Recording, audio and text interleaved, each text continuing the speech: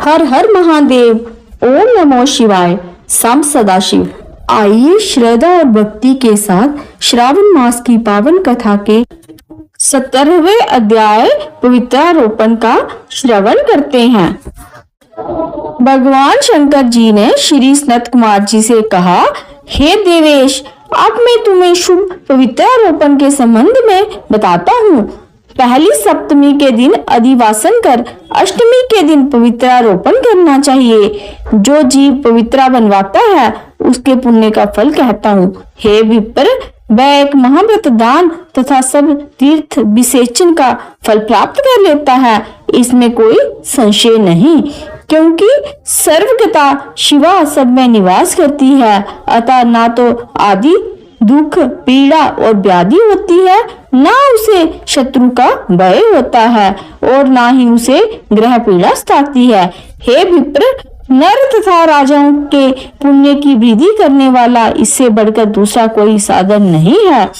हे सनत कुमार, मैं तुम्हारे प्रेम के कारण इस सौभाग्योत्पादक साधन का प्रकाशन कर रहा हूँ। हे बस, श्रावण महीने की शुक्ल पक्ष की सप्तमी के दिन अधिवासन करके सब अर्चन का सामान संचित करें। देवी के प्रति उत्तम युक्ति द्वारा गंध, पुष्प, फल आदि सब पूजन सामग्री लेकर अनेक तरह के नैवेद्य, वस्त्र, आवरण आदि एकत्रित करें। फिर पवित्रा निर्माण करके पंचकव्य प्राशन करना चाहिए। चरु द्वारा दिग्बली और अधिवासन कर रमणीय कपड़ों तथा पत्रों से पवित्रा का आच्छादन करना चाहिए। 100 बार देवी के मूल मंत्र से अभिमंत्रित करके संपूर्ण शोभा युक्त उस पवित्रा को देवी के सामने स्थापित करना चाहिए। देवी के लिए सुंदर मंडप बनाकर रात को जागना चाहिए। उसके सामने नट, नर्तक, गायक आदि के कुशल विधि गणों द्वारा नृत्य विद्या, विशारद, वाद गीत इत्यादि का आयोजन करना चाहिए। अगले दिन प्रातः काल स्नान करके दिशाओं में बलि देनी चाहिए। विधिवत देवी का अर्चन करने के बाद स्त्रियों तथा द्विजों को भोजन करवाना चाहिए और दक्षिणा देनी चाहिए।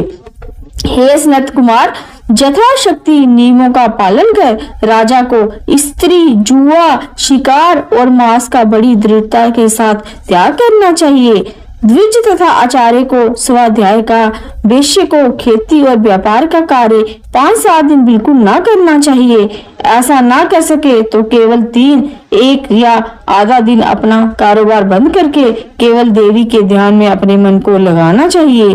जो ज्ञानी सविधि पवित्रारोपण नहीं करता है, हे बस, उसका पूरे वर्ष भर अर्चन निष्फल जाता है। अतः मनुष्य को भक्ति द्वारा देवी परायण होकर प्रतिवर्ष शुभ पवित्रारोपण करना चाहिए।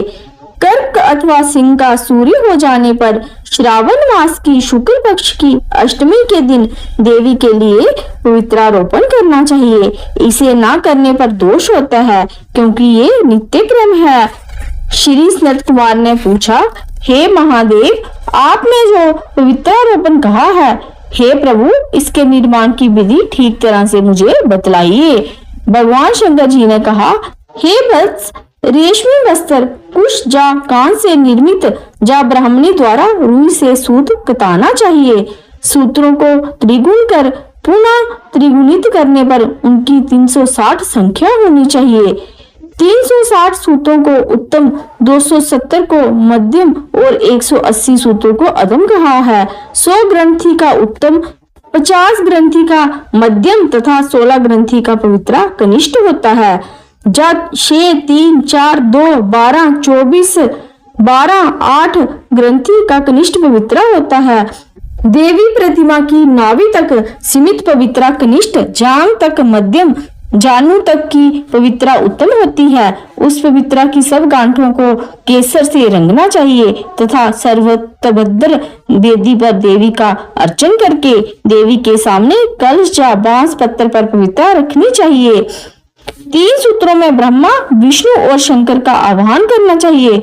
9 सूत्रों में ओंकार, सोम, ब्रही, नाग, चंद्र, रवि, ईश और विषव देव का आह्वान पूर्वक स्थापना करना चाहिए।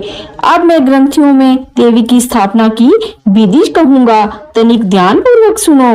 क्रिया पुरुषी, वीरा, विजया, अपराजिता, मनोन्मणि, जया, भद्रा, मुक्ति और ईशा, इन नामों के आदि में प्रणव लगाकर ग्रंथि संख्या के अनुसार आवृत्ति करके आवाहन तथा चंदनादि से अर्चन करना चाहिए।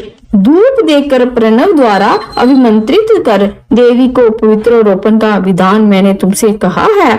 जिन दूसरे देवों को प्रतिपदा आदि तिथियों में से पवित्रारोपण करना चाहिए, उन देवों को मैं तुमसे कहता हूँ।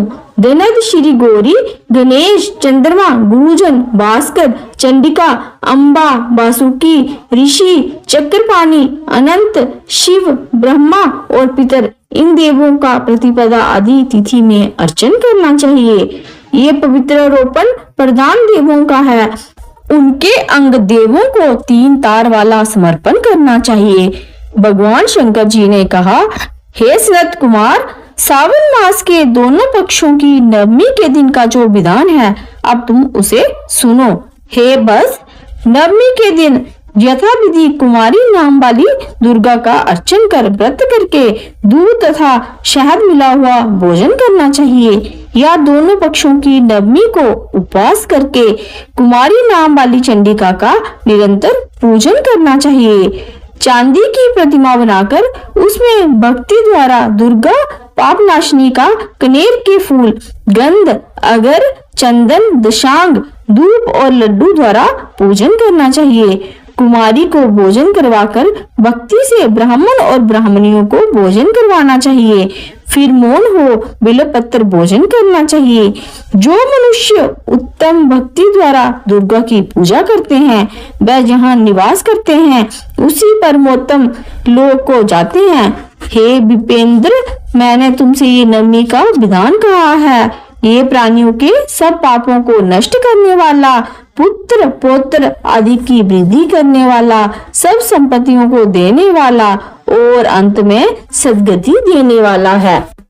ओम नमो पार्वते पते, हर हर महादेव।